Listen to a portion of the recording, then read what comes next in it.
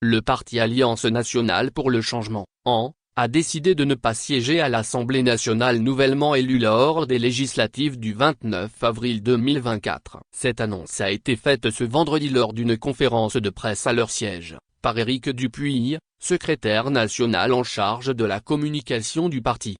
Selon l'AN, ce boycott est une réponse à ce qu'il qualifie de double imposture, la mascarade électorale du 29 avril 2024 et une constitution controversée rendue publique le 6 mai 2024 sous deux versions différentes. L'une des versions omettrait des chapitres cruciaux relatifs au président de la République. Jean-Pierre Fabre, leader de l'AN, a dénoncé cette nouvelle constitution communément œuvre du parti au pouvoir pour consolider un système politique permettant au RPT/unir de monopoliser les sièges de l'Assemblée nationale et de réélire le chef de l'exécutif tous les 6 ans. Selon Fabre, ce système contournant la limitation des mandats permettrait à Faure-Gnassingbé de rester au pouvoir indéfiniment. L'adoption et la promulgation de la nouvelle constitution bafouent la souveraineté du peuple togolais consacrée par la constitution de 1992. Le peuple a été tenu à l'écart de tout le processus de changement de constitution, a fustigé l'AN. Pour le parti, il serait incohérent de rejeter la nouvelle constitution tout en siégeant à une Assemblée nationale fonctionnant sous ses règles.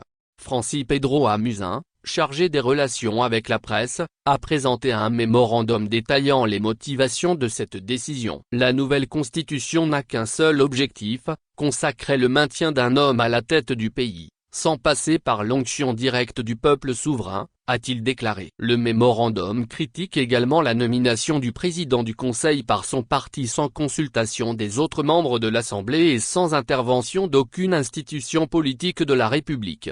L'AN ne participera pas à la gestion de ce désordre politique institutionnel, a affirmé le parti, jugeant inapproprié de siéger dans une assemblée constituée dans de telles conditions. Ils estiment que les candidats proclamés élus ont été désignés arbitrairement, en dehors de tout décompte effectif des voix. L'annonce de ce boycott a suscité de nombreuses questions de la part de la presse, portant sur la légitimité de cette mesure et ses implications politiques. Jean-Pierre Fabre et les autres responsables de l'AN, dont la première vice-présidente Isabelle Ameganvi, ont réaffirmé leur position et leur détermination à défendre et à convaincre l'opinion publique de la justesse de leurs décisions.